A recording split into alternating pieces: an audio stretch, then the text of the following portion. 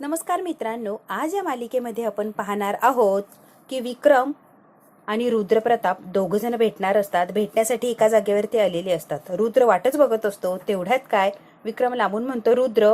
आता लगेच रुद्र माघारी वळतो आणि त्याच्याकडे बघून हसतो. काय ना विक्रम पाटील, तुमच्याकडे एक काम काढले, फार महत्वाचं काम. काय काम काढले? त्या श्रावणीची ना बदनामी करायची. बदनामी अशी बदनामी करायची की कुठेच तोंड दाखवायची लायकी नाही राहिली पाहिजे तिची. साहेब, तुमचं प्रेम आहे आणि असं काय सांगताय त्या पोरीवर? प्रेम असून सुद्धा तिची बदनामी? काय साहेब, मला काय कळत नाहीये. विक्रमला कळतच नाही रुद्र नेमकी काय खेळी खेळते. प्रेम आहे ना म्हणून तर सगळं चाललंय ना. कसं आहे ना, त्या श्रावणीची अशी बदनामी करायची, अशी बदनामी करायची, साधी सुधी बदनामी नाही हा, अशी बदनामी करायची की तोंड दाखवायची लायकीच नाही राहिली पाहिजे त्या पोरीची. विक्रमला सुद्धा धक्का बसतो की हा रुद्र प्रेम करतो म्हणून सांगतो आणि स्वतःच्या होणाऱ्या बायकोला किंवा जिच्यावर प्रेम करतो तिचीच बदनामी करायला सांगतो. जरा वेळ आता विक्रमला सुद्धा चक्रवल्यासारखं होतं की हा रुद्र असं काय करतोय. प्रसार माध्यमांमध्ये, सोशल मीडियावर जिकडे तिकडे हिची अशी बदनामी करून टाका ना की बस ना रुद्र, अजिबात काळजी करू नका. विक्रमकडे काम सोपवलं ना, एक नंबर काम झालं म्हणून समजायचं. बघा असं काय काम करतो ना की बघा आपल्याकडं असला जबरी उपाय ना की तुम्ही बघतच राहाल. शुभू आणि श्रावणी दारू पिऊन एकमेकाला आय लव्ह यू म्हणले ना, असा व्हिडिओ आहे माझ्याकडे. आता तो व्हिडिओ व्हायरल करतो, मग कशी बदनामी होते तुम्ही बघा. रात्रीच व्हायरल करू. हो, रुद्र म्हणतो विक्रमला, वा वा वा वा, एक नंबर हा विक्रम पाटील. ची बदनामी करायची ना, तो विश्वंभर ती श्रावणी घराबाहेर पाऊल टाकताना 1000 वेळेस विचार करतील असं काय करायचंय. कळतंय का? रुद्र आणि विक्रम आता एक झालेले असतात आणि विश्वंभर आणि श्रावणीच्या विरोधात उभे राहतात. अशी काही कामं करायला, बदनामीची कामं करायला, खोटी नाटी कामं करायला विक्रम एक नंबर आहे हे तर आपल्याला माहितीच आहे. रुद्रने बरोबर माणूस पकडलेला असतो. आता शोभाने काय तमाशा मांडलेला असतो. असं काय घडलं, आम्हाला घराच्या बाहेर यायला लागलं, नको नको ती बडबड करत असते. करत तर काहीच नसते, फक्त रडून कांगावा करत असते. सानिका बिचारी गप्प अशी बसलेली असते. मोठ्या बंगल्यात राहत होतो, आता काय करायचं तर रस्त्यावर राहायचं. होय, शोभा आता रडत असते आणि कांगावा करत असते. तिचा नवरा फक्त जवळ उभा राहिलेला असतो. सांग म्हणतोय, शोभे जरा दमानं घे की, बस बस जरा दमानं. नशीब नशीब, मंत्र्याच्या गुंडांनी फक्त सामान बाहेर फेकले. कळतंय का? आपल्याला झाडलं असतं ना तर उभं सुद्धा राहता आलं नसतं. त्यामुळे हे कांगावा करणं बंद कर. त्याला कुलूप लावलेलं असतं आणि यांना सगळ्यांना बाहेर काढलेलं असतं. अगदी दारात बसलेले असतात ते सगळं सामान घेऊन. तमाशा बांधलेला असतो अख्खा. तेवढ्यात आलेली असते आई. आई हे सगळं बघून आईला धक्काच बसतो की काय चाललंय हे माझ्या संसाराचं. तिकडे नवरा जेलमध्ये आणि अख्खा संसार रस्त्यावर. शोभे, मी आहे ना, गपकी. आता हे सगळं बघते आणि रडायला लागलेली असते. शोभा लगेच आईवर तुटून पडते. काय ग आई, काय करायचं, कुठे जायचं, रस्त्यावर म्हणायचं की आम्ही स्वतःहून निघून जातो, आमचं सामान बाहेर टाकू नका, थोडा वेळ दिला असता की. आम्ही काही खुळ आहे का? आम्ही काही प्रयत्न केले नाही असं वाटतं तुला? आमच्या पद्धतीने सगळेच प्रयत्न केले. सगळे शुभूला दोष देत असतात. शुभूने जर सगळं केलं नसतं तर आज आपल्याला रस्त्यावर यायची वेळच नसती आली. प्रेम प्रेम प्रेम, आपल्या जोर उठलंय की त्याचं प्रेम. आता शुभूच्या बद्दल बोलत असतो आणि फार चिडलेलं म्हणते आईच्या समोर काही बोलू नका, डोळ्याने खुणवते, जरा शांत राहा. ती नाटकं सुरू करते, कांगावा सुरू करते, रडारडी सुरू करते. ची रात्र कुठं काढायची सगळ्यात महत्वाचं म्हणते. शोभा जरा शांत होतीस का? शोभे धीर धर धीर. शोभी इतकी ओव्हर ऍक्टिंग करत असते. सानिका शांत बसलेली असते. सानिका काही बोलत नाही, काहीच नाही. आई म्हणते सानिकाला काय झालंय? शोभा म्हणते आम्हाला काय माहिती, एवढं सगळं इकडं झालं तर तिला काय झालं मला काय माहिती. आई म्हणते सानिका बाळा काय झालंय, का शांत बसलीस तू? आईला फार काळजी लागलेली असते कारण सानिका अजिबात काही बोलत नसते, अगदी शांत शांत म्हणते. चेहरा पांढरा पडलाय, काय झालंय सानिका? सानिका म्हणते काय नाही, डोकं दुखतंय ना म्हणून बसले, बाकी काय नाही. आता सानिकाचं काय टेन्शन आहे हे बिचारा सानिकालाच माहिती. आई आता कुणाकुणाची काळजी करणार. आता सानिकाला जवळ घेते आणि जरा आधार देण्याचा प्रयत्न करते, पण सानिका काहीतरी वेगळ्याच विचारात हरवलेली असते. जो ज्युनियर इन्स्पेक्टर असतो तो म्हणतो अण्णांच्या शरीरावर जखमा झाल्यात, त्याच्यासाठी त्यांना हॉस्पिटलमध्ये न्यायला लागणार, भयंकर अशा जखमा आहेत, नाही तर फार अवघड होऊन बसायचं. रुद्र म्हणतो नाही नाही, काही गरज नाहीये दवाखान्यात न्यायची, त्याला इथेच सोडू द्या. मुळात म्हणजे तो गुन्हेगार आहे, त्याच्या अंगावरच्या जखमा बऱ्या झाल्या नाही पाहिजे तर तशाच राहिल्या पाहिजे, तरच त्याला गुन्ह्याची जाणीव होते. रुद्र मुद्दाम हे सगळं करत असतो, अगदी जाणून बुजून. त्याला कसा त्रास होईल ना याचा विचार करायचा, जखमा कशा बऱ्या होतील याचा नाही. तर म्हणतो विशाल त्याचा फार विचार करू नकोस. आलेला असतो शुभू आणि शुभू म्हणतो वकील आणलाय मी. शुभूने वकील आणलेला असतो, भेटण्याची कायदेशीर परवानगी आणलेली असते. म्हणतो रुद्र सर मी म्हटलं होतं ना, वकील पण आणणार, ऑर्डर पण आणणार. आणली मी ऑर्डर बघा. रुद्र आता बघतच थांबलेला असतो. शुभू म्हणतो आता मी अण्णांना भेटणार, तुम्ही कायद्याने सुद्धा मला थांबवू शकत नाहीये रुद्र सर. त्याने खूप टॉर्चर केलेलं असतं आणि खूप त्रासही दिलेला असतो शुभूला. आता शुभूने सगळ्याच्यावर मात केलेली असते आणि बरोबर वकील मिळवलेला असतो. म्हणतो विशाल आरोपीला भेटायला यांना घेऊन जा. म्हणतो चला मी घेऊन जातो. रुद्राने ती ऑर्डर अशी कागदासारखी एकदम कागद असतो तो ऑर्डरचा, तो अगदी चुरळून टाकलेला असतो, अगदी त्याचा बॉल बनवलेला असतो कागदाचा. इतका त्याला राग आलेला असतो की याने ही ऑर्डर मिळवलीच कशी. आता विशालने बरोबर शुभूला तिथे पाठवलेलं असतं, कारण अण्णांना जेवायला सुद्धा द्यायचं असतं. शुभूच्या हातामध्ये डब्बा तसाच असतो. वकील आणि शुभू अण्णांच्या जवळ जाऊन बसतात. अण्णा डोक्याला हात लावून बसलेले असतात, अगदी हाल हाल केलेले असतात अण्णांचे. म्हणतात, शुभू काय रे किती करतोय. शुभू म्हणतो काहीच बोलायचं नाहीये, जेवण करायचं आणि जेवण झालं की या गोळ्या घ्यायच्यात. अण्णा म्हणतात शुभू एक बोलायचंय. बोला की अण्णा. श्रावणीचा नाद कायमचा सोडून दे प्लीज. श्रावणी मनाने चांगली रे, पण तिच्यावर तू प्रेम करतो. आपण गरीब ते गरीब आणि हे मोठे लोकांना सहन झालं नाही आणि बघ मला कशात कशात अडकवलंय. अण्णांना लक्षात आलेलं असतं की फक्त शुभू श्रावणीवर प्रेम करतो म्हणून हे सगळं सहन करायला लागतंय. जे काही होतंय ते फक्त त्यामुळेच होतंय. सर साहेबांची पोरगी आहे ना, आपण आपली लायकी विसरलो शुभू. तर अण्णा तुम्ही आधी जेवण करा आणि आज मला बोलू दे, कारण अण्णा वैतागलेले असतात. अण्णांना इतकं टॉर्चर केलेलं असतं. अण्णा म्हणतात एकदाच मला बोलू दे शुभू. त्या प्रेमापायी काय झाले बघितलं ना शुभू. अण्णा म्हणतात साहेबांचा इतक्या वर्षांचा विश्वास होता, इतक्या वर्षांचं आदर सत्कार सगळं सगळं होतं माझ्याबद्दल, एका मिनिटात सगळं गेलं का तर तू त्या श्रावणीवर प्रेम करतो म्हणून. अण्णांना फार वाईट वाटत असतं की फक्त माझ्या शुभूने प्रेम केलंय त्यांच्या पोरीवर म्हणून माझे काय काय हाल केलेत आज आणि कोणते कोणते आरोप लावलेत. पण अण्णा तुम्ही या गोष्टी मनाला लावून घेऊ नका. तुम्ही शांत राहा, फक्त जेवण करा आणि औषध घ्या, बाकी मी सगळं बघतो. अण्णा त्याच्याकडून शब्द सोडून घेत असतात की श्रावणीचा नाद सोड. शुभू काहीच बोलत नाही आणि दुसराच विषय काढत असतो. अण्णांचे जे हाल असतात, डोळ्यात पाणी आलेलं असतं. अण्णा खूप वेळा म्हटलेले असतात, गयावया केलेले असतात. तेव्हा शुभू म्हणतो मी तुम्हाला शब्द देतो, मी त्या प्रेमाच्या वाट्याला नाही जाणार. त्या गोष्टींच्या आधी मला माझं कुटुंब आहे अण्णा, प्रेम नाहीये महत्वाचं. हे सुद्धा रिअलाइज झालेलं असतं की सगळ्या माझ्या संसाराची म्हणजे माझ्या घराची कुटुंबाची वाताहात होतीये तर ते प्रेम काय कामाचं. शुभू म्हणतो मी नाद आजच सोडतोय. अण्णांना सुद्धा बरं वाटलेलं असतं ना, तुम्हाला भेटायची परवानगी घेऊन आलोय. हे वकील आपल्याला सगळ्या संकटातनं बाहेर काढणार आहे. अण्णा त्या वकिलांकडे बघतात. अण्णांना कौतुकच वाटत असतं. कोणताच वकील केस घ्यायला तयार नसतो. यांनी हिंमत केलेली असते आणि अण्णांची केस घेतलेली आहे. बाजू पटली आहे, तुम्ही निर्दोष हे त्यांना कळालंय, त्यांना जाणून आहे म्हणजे जाणीव आहे, म्हणूनच त्यांनी तुमची केस घेण्यासाठी पुढाकार घेतलाय. म्हणतात वकील साहेब, वकील म्हणतात हे बघा आता सध्या काहीच बोलू नका, तुम्ही फक्त आराम करा. या संदर्भात आपण स्पष्ट नंतर बोलूया. सध्या अण्णांना आरामाची गरज हे वकिलाला सुद्धा दिसत असतं, कारण अण्णांचे तेवढे हालच केलेले असतात त्या रुद्राने. म्हणतो आधी जेवण करून घ्या, गोळ्या घ्या आणि जरा आराम करा, मग आपण बोलूच या. आता अण्णांची काळजी घेत असतो आणि जबरदस्तीने जेवा असं अण्णांना म्हणतच असतो. अण्णांना इतकं वाईट वाटतं की माझा शुभू सगळं काही सहन करतोय तरी सुद्धा शुभूलाच सगळं भोगायला लागतंय. साहेबांच्या नजरेत शुभूच पडलेलं असतो आणि अण्णांनी चोरी केलेली नसते तरी सुद्धा साहेब म्हटलेले असतात की तुझ्या बापाने चोरी केली. हे अण्णांना फार लागलेलं असतं, अण्णांच्या मनाला फार बोचत असतं. तो स्वतःच्या हाताने अण्णांना जेवायला भरवत असतो. दोघांच्याही डोळ्यातून पाणी येत असतं. शुभू इतकी काळजी घेत असतो अण्णांची. अण्णा रडत असतात तर स्वतः जेवण भरवत असतो आणि शुभूची ही सगळी अवस्था बघून अण्णांना आपोआप रडायला येत असतं. वकिलाला सुद्धा कौतुक लागतं या बापलेकाचं. म्हणतो अण्णा रडू नका, मी आहे ना, सगळं नीट होणार आहे, माझ्यावर विश्वास ठेवा. आई आता रडत असते दारात बसून आणि आई म्हणते ज्या माणसानं कष्टाची भाकर खाल्ली, कोणाच्या पैशा अडक्याला कशालाच हात लावला नाही, अगदी स्वाभिमानाने प्रामाणिकपणाने आतापर्यंत जगला आणि शेवट कोणत्या आरोपाखाली जेलमध्ये घातलंय त्याला, आईला सुद्धा फार वाईट वाटत असते या सगळ्याच गोष्टींचं. खूप रडत असते. सानिका अजून सुद्धा शांतच बसलेली असते. मला फार राग येत असतो की यांच्यामुळे मला बाहेर राहायला लागते. तिची फार चिडचिड होते. त्याला आता इंद्राणी लठवत असतो. सानिकाने प्रेग्नन्सी टेस्ट केलेली असते, ती पॉझिटिव्ह आलेली असते, म्हणून सानिकाच्या चेहऱ्याचा रंग उडालेला असतो आणि सानिकाला सारखं सारखं ते प्रेग्नन्सी किट असतं ते सारखं दिसत असतं आणि जे इंद्रनील जे बोलला ते शब्द तिला सारखे आठवत असते. तिला माहिती असतं अण्णा जेलमध्ये शुभूच्या डोक्याला इतका त्रास, इतकं टेन्शन आहे आणि आता माझं हे जे प्रेग्नन्सीचं कळालं तर काय करायचं किंवा शुभू काय करेल, कोणती अवस्था होईल. आता मात्र सानिकाच्या पुढे खूप मोठं संकट असतं. बोलली तरी पण बदनामी, नाही बोलली तरी पण फक्त शांत बसण्याची भूमिका घेतलेली असते आणि इंद्राणील आणि तिच्यामध्ये जे काय झालं ते सारखं सारखं आठवत असतं सानिकाला. सानिकाचा फोन वाजला की लगेच शोभाचं तिच्याकडे लक्षच असतं. पटकन शोभाकडे बघते आणि फोन कट करून टाकते. अगं बाई फोन घे की सानिका, त्रिनीचा फोन आहे असू दे. शुभू आलेला असतो घरी आणि हे तिघी दारातच बसलेले असतात. शुभू घरी आलेला बघून आई पटकन शुभूच्या जवळ येते आणि हे जेवलत का पहिला प्रश्न विचारते. शुभू म्हणतो हो जेवलेत ते आणि गोळ्या पण घेतल्यात त्यांनी, आता काळजी करू नको, अण्णा व्यवस्थित जेवले आणि गोळ्या सुद्धा संपवल्यात आणि सगळ्यात महत्वाचं आता वकील सुद्धा मिळालाय. वकील मिळाला म्हटल्यावर आईला फार छान वाटतं की कुणीतरी अण्णांची केस नक्कीच लढणार आणि न्याय मिळून अण्णा बाहेर येणार. एक गोष्ट कुठं सावरलेली असते शुभूने तर दुसरी समोर राहिलेली असते की आता हे सगळं सामान घेऊन अर्जंट घर कुठे शोधायचं.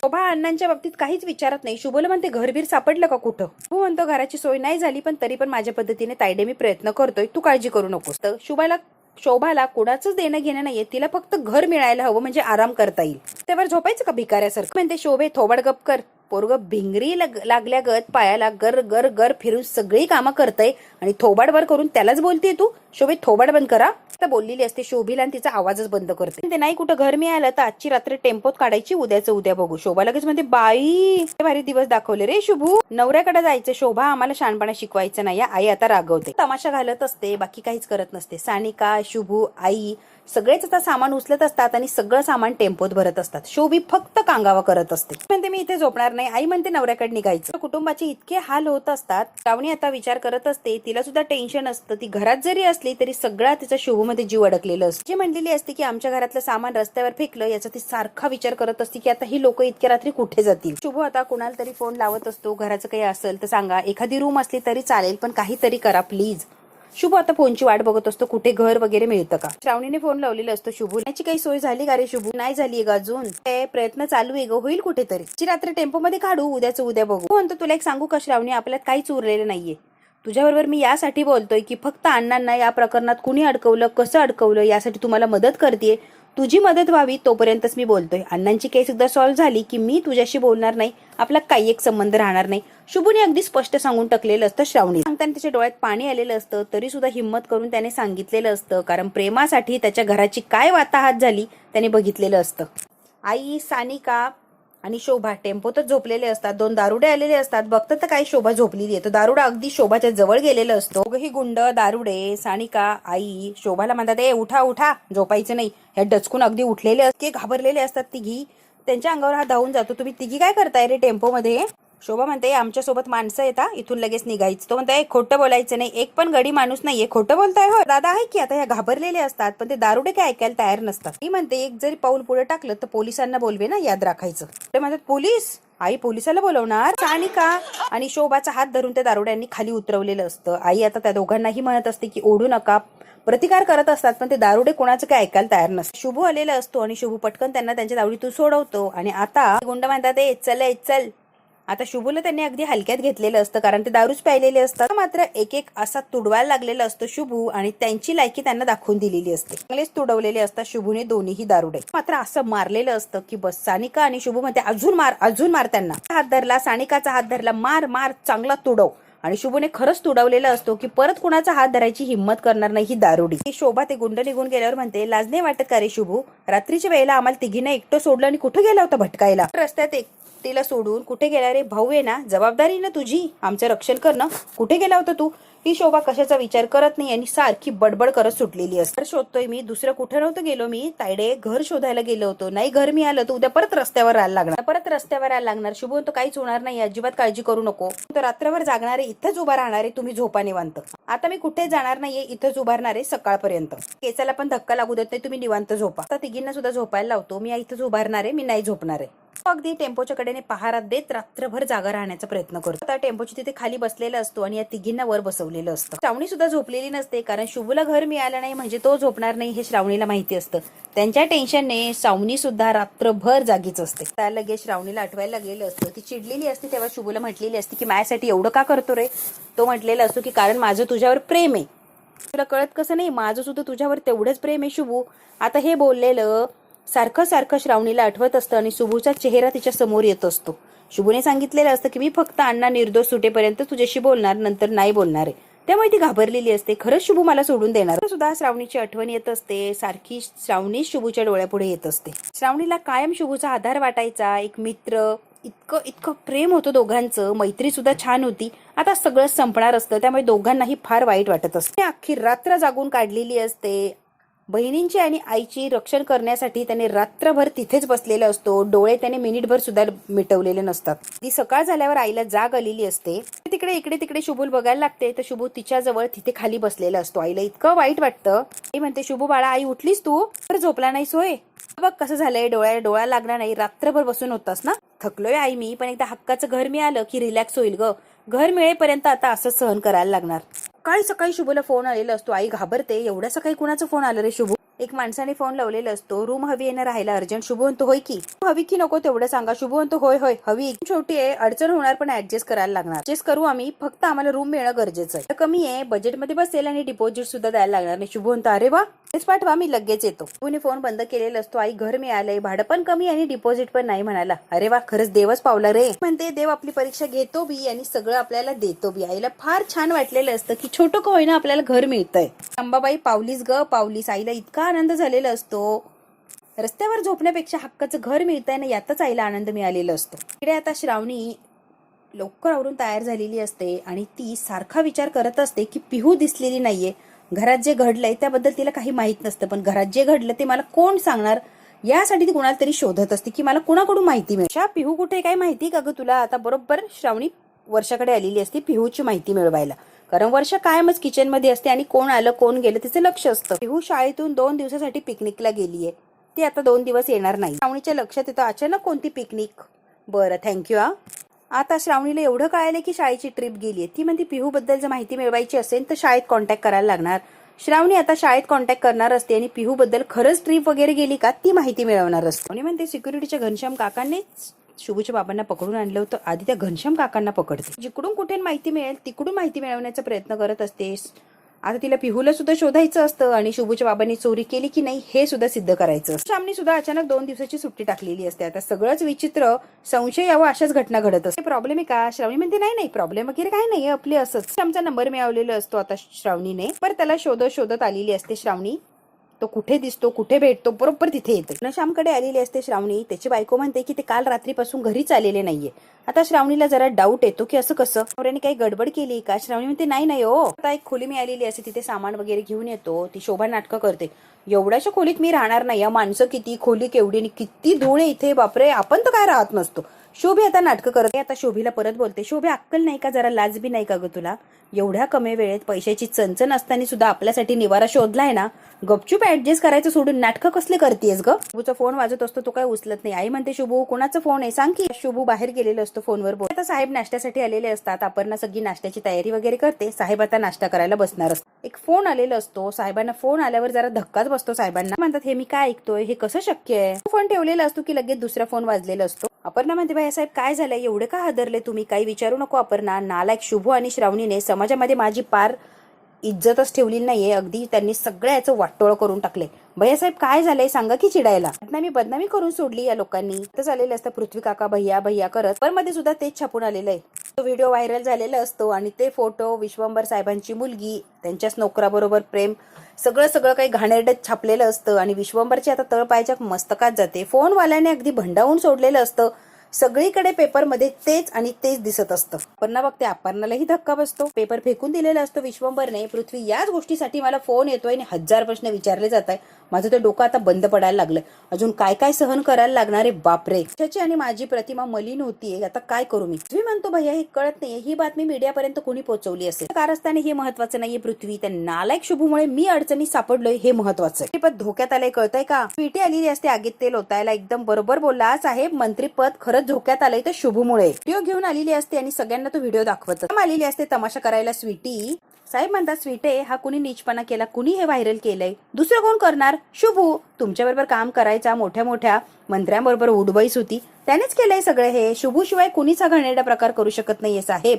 स्वीटी आता हे खोटं सांगत असते आणि अजून गैरसमज वाढवून देते. सगळंच माहिती हो, बरोबर त्याने काम केलंय बघा. तुम्ही शुभूला नोकरीवरनं काढलं, घरातून हकलून दिलं, त्याचाच राग म्हणून त्याने हा व्हिडिओ व्हायरल केलाय आणि तुमची बदनामी करतोय. बघितलं शुभू कोणत्या थराला गेला साहेब. ती अगदी खालच्या थराला उतरलेली असते आणि काहीही बोलत सुटलेली असते. स्वतः व्हायरल केलाय हा व्हिडिओ स्वतः. काका म्हणतात स्वीटे तोंड सांभाळून बोल, शुभू असं करणं शक्यच नाहीये. माहितीच नाही हो शुभू कसा आहे, डोळ्यापुढे अंधार आहे ना म्हणून असं बोलताय तुम्ही. साहेबाच्या आबरूची राख रांगोळी केली त्या शुभूने, तरी पण त्याचीच बाजू घेताय होय. पार्टी ऑफिसला जायला लागणारे पृथ्वी, नेत्यांना उत्तर द्यायला लागणारे. तुझं बाहेर जाणं भैया आता सध्या व्यवस्थित नाहीये, फार अवघड आहे, तू जाऊच नको. फार तापलेलं आहे, तुझं बाहेर निघणं अशक्य आहे. नाही नाही पृथ्वी मला जायचंच आहे, त्याच्या लोकांपासून दूर नाही पळू शकत आहे ना मी, मला जायलाच लागेल. कॉल संपवतो मग आपण एकत्र निघूया. विश्वंभर निघून गेल्यावर अगदी खुनशीने पृथ्वीकडे बघत असते ही स्वीटी. तिने सगळं काही हे मुद्दाम केलेलं असतं आणि पृथ्वीला सुद्धा माहिती की ही मुद्दाम करते. बघू आता स्वीटीने जे कारस्थान केलंय शुभूच्या विरोधात ते उघडकीस येणार का आणि शुभूने हे काहीच केलं नाही हे सगळ्यांना कळणार का. तोपर्यंत खूप बदनामी झालेली असणार. त्यामुळे अजून शुभूची काय वाताहत होते हे जर बघायचं असेल तर बघायला लागणार आपल्याला पुढचा भाग. हा भाग तर इथेच संपतोय. व्हिडिओ आवडल्यास लाईक शेअर सबस्क्राईब नक्की करा. धन्यवाद मित्रांनो.